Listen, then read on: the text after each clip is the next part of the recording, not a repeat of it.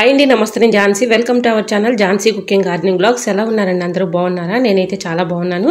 మీరు కూడా చాలా బాగుండాలని మనస్ఫూర్తిగా కోరుకుంటున్నాను. ఈరోజు అందరికీ ఉపయోగపడే అద్భుతమైన అమేజింగ్ ఇంట్రెస్టింగ్ టిప్స్ మీ ముందుకు తీసుకొచ్చేసానండి. వీడియోని ఎక్కడ కూడా స్కిప్ చేయకుండా చివరి వరకు చూసి వీడియో నచ్చితే ప్లీజ్ అండి చిన్న లైక్ చేయడం మాత్రం మర్చిపోకండి ఫ్రెండ్స్. ఫస్ట్ టైం మన ఛానల్ ఎవరైనా చూస్తుంటే ప్లీజ్ అండి ప్రీవియస్ వీడియో చూసి మీకు నచ్చితేనే ఛానల్ని సబ్స్క్రైబ్ చేసుకోండి. ఇంతవరకు మన ఛానల్ని ఎంతగానో ఆదరించి సపోర్ట్ చేసి సబ్స్క్రైబ్ చేస్తున్న ప్రతి ఒక్కరికి కూడా చాలా థ్యాంక్స్ అండి. ఇలానే సపోర్ట్ చేయండి. మన ఛానల్లో ఇంకా మంచి న్యూ టిప్స్ షేర్ చేస్తూ ఉంటాను.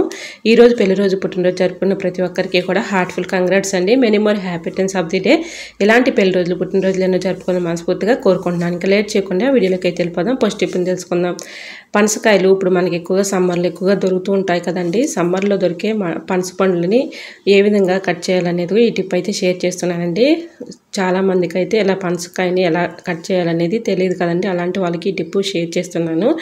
ఇలా ముందుగా బాగా పండినటువంటి పనసకాయని తీసుకుని ముందుగా మనం కత్తిపీటకి చేతులకి ఈ విధంగా మనం కర్రీస్లో యూజ్ చేసుకునే ఆయిల్ ఉంటుంది కదండి. ఆయిల్ ఇలా చేతులకి కత్తిపీటకి అప్లై చేసుకోవాలండి. ఎందుకంటే జిగురుగా ఉంటుంది, అది త్వరగా పోదు. కాబట్టి ఇలా ఆయిల్ మనం అప్లై చేసుకొని ఇలా కట్ చేసామనుకోండి చక్కగా ఈ విధంగా వచ్చేస్తుంది. తర్వాత ఇలాగా మధ్యకి ఇలా కట్ చేసేసుకున్నాం అనుకోండి, వైట్గా ఉన్నటువంటి ఇలా అది కూడా కట్ చేసేసి తర్వాత ఈ తొనల్ని ఈ విధంగా తీసుకున్నాం అనుకోండి చాలా ఈజీగా సింపుల్గా వచ్చేస్తాయి.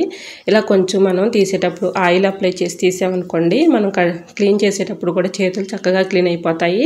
సో ఎటువంటి ఇబ్బంది అయితే ఉండదండి. ఈ విధంగా పనసకాయని కట్ చేసేటప్పుడు కొంచెం ఆయిల్ అప్లై చేసేసి ఇలా కట్ చేసి కాయని ఇలాగ తొనలుగా తీసామనుకోండి దానిపైన ఉన్నటువంటి రెబ్బల్లాగా ఉన్నాయి కదండి తెల్లగా దారాల్లాగా, అవి కూడా తీసేయాలి.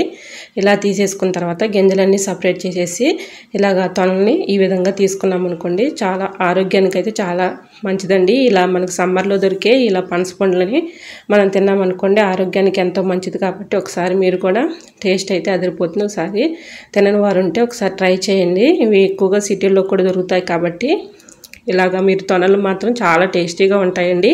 ఒక్కసారి తిన్న వాళ్ళు మళ్ళీ తినాలనిపిస్తుంది, అంత బాగుంటాయి.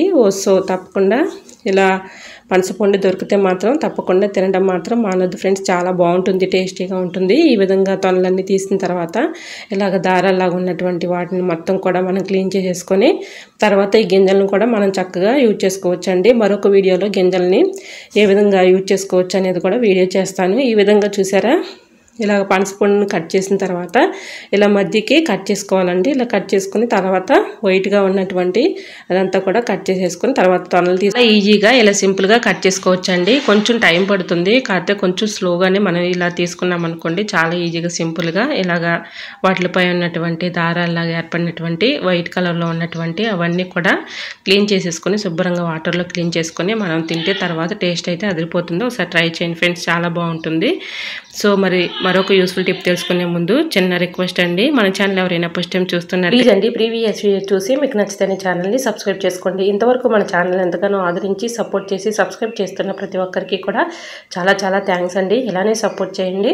మన ఛానల్లో ఇంకా మంచి న్యూ టిప్స్ షేర్ చేస్తూ ఉంటాను. సో పనసకాయని ఈ విధంగా మనం చేతులకి కొంచెం ఆయిల్ అప్లై చేసి ఈ విధంగా ప్రతి ఒక్క తొనని ఇలా హోల్ చేసుకుంటే దానిపైన ఉన్నటువంటి వైట్ కలర్లో ఉన్నటువంటి దారాల్లాగా ఉన్నటువంటివి కూడా క్లీన్ చేసేసి మనం శుభ్రంగా మళ్ళీ వాటర్లో క్లీన్ చేసేసుకొని ఏదైనా ఒక బాక్స్లో స్టోర్ చేసేసుకొని ఫ్రిడ్జ్లో పెట్టుకున్నాం అనుకోండి 2 days వరకు కూడా చక్కగా మనకి మంచిగా ఉంటాయండి. ట్రై చేయండి, చాలా బాగుంటాయి. మనకి ఇప్పుడు సమ్మర్లో ఎక్కువగా దొరుకుతూ ఉంటాయి కదండి పనసకాయలు.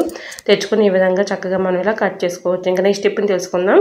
ఇలా మసాలాలు పట్టుకునేటప్పుడు మనం ఎంత క్లీన్ చేసినా ఒక్కొక్కసారి తేమ ఉంటుంది కదండి మిక్సీ జార్లో.